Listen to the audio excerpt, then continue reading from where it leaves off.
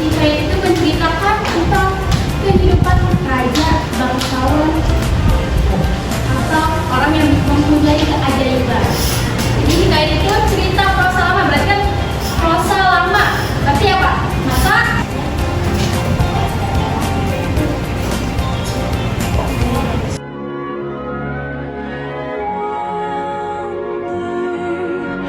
I will stop falling in love with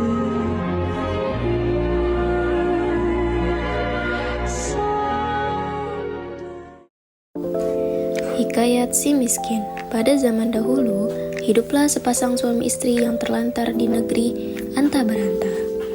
Dan keduanya sangat dibenci orang. Setiap kali mereka mengemis di pasar dan kampung, mereka dipukuli dan diusir hingga ke hutan. Oleh karena itu, mereka tinggal di hutan dengan memakan batang kayu dan buah-buahan. Setelah beberapa lama, maka istri si miskin pun hamil. 3 bulan lamanya, sang istri ingin sekali memakan buah mangga yang ditanam di taman raja. Maka suaminya itu pun terketukan hatinya. Tak kala ia di keinderaan menjadi raja, tiada ia mau beranak, namun sekarang ia akan memiliki anak, dan berkata, "Istriku, apakah kamu ingin membunuhku? Apakah kamu tidak tahu tentang masa lalu kita? Jangan meminta sesuatu. Kita tidak bisa mengambil buah mangga yang ada di taman raja." Setelah istrinya mendengar perkataan suaminya itu, ia semakin menangis. Lalu suaminya berkata, "Diamlah istriku, jangan menangis. Aku akan mencari buah mangga itu dan memberikannya kepadamu." Istrinya pun berhenti menangis. Lalu si miskin pergi ke pasar mencari buah mangga. Setelah sampai di pedagang buah mangga, ia ragu untuk meminta buah mangga karena ia takut orang akan memukulinya. Pedagang buah mangga pun bertanya, "Hai miskin, apa yang kamu inginkan? Jika Tuhan mempunyai belas dan kasihan, berikanlah saya sebiji buah mangga yang sudah busuk, Tuhan." Orang yang ada di pasar pun menjadi iba karena mendengar kata-kata si miskin itu. Lalu orang yang berada di pasar tersebut memberikan si miskin buah mangga, makanan, dan bahkan pakaian serta buah-buahan lainnya. Si miskin pun heran karena biasanya ia diusir, dipukul, hingga dilempari kayu dan batu. Setelah ia berpikir seperti itu di dalam hatinya, ia pun pergi ke hutan untuk menemui istrinya. "Istriku, ini buah mangga, makanan, pakaian, dan beberapa buah-buahan." Kemudian istrinya menginjak-injak apa yang diperoleh si miskin tersebut sambil menceritakan apa yang terjadi.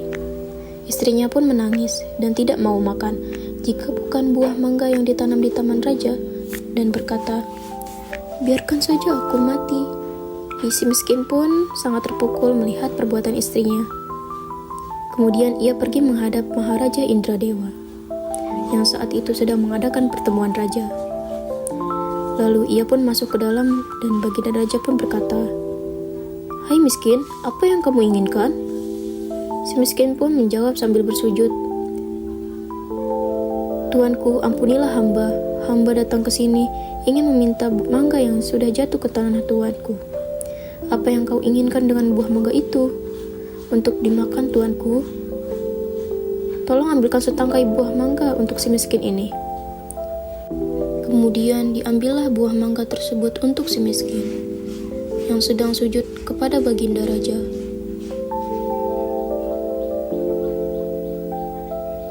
Setelah itu si miskin pun berjalan pulang ke rumahnya. Setelah dilihat oleh sang istri akan si miskin datang membawa setangkai buah mangga, ia pun tertawa senang sambil memakan buah mangga tersebut. 3 bulan kemudian, sang istri menangis, ingin makan buah nangka yang ditanam di taman raja. Dengan cara yang sama, si miskin pun mendapatkan buah nangka yang ditanam di taman raja untuk istrinya yang sedang mengidam itu. Selama istri si miskin hamil, banyak makanan, pakaian, beras, dan peralatan yang diberikan kepadanya. pada waktu yang baik dan tepat pada malam hari. 3 bulan itu bulan bersinar terang. Kemudian pada waktu itu juga istri si miskin melahirkan seorang anak laki-laki yang sangat baik dalam penampilan dan tampan. Anak itu diberi nama Marah Karma, yang artinya anak di dalam kesulitan. Dengan takdir Tuhan yang Maha Esa melimpahkan kepada hambanya, si miskin pun menggali tanah untuk membuat tempat tinggal untuk keluarganya. Ketika ia menggali tanah untuk menancapkan tiang, ia menemukan telaju besar yang berisi banyak emas. Istrinya pun datang untuk melihat dan berkata, "Emas ini tidak akan habis sampai anak cucu kita, suamiku." Ia pun menjadi kaya dan membeli barang-barang kebutuhannya, seperti kendi, putar-putar, pelana kuda, keris, dan sebagainya. Setelah kembali dari membeli barang-barang tersebut, ia mandi dengan jeruk nipis, menimang anaknya dan berseru, "Jika engkau sungguh-sungguh anak dewa yang ingin menerangkan wajah ayahandanya ini, biarkan negeri di hutan ini menjadi negeri yang lengkap dengan kota, parit dan istana, serta menteri, rakyat dan semua raja-raja besar." Terkabullah permintaan itu, dan si miskin menjadi raja dan berganti nama menjadi Maharaja Indra Angkasa, dan istrinya berganti nama menjadi Ratna Dewi, dan negeri itu dinamakan Puspasari.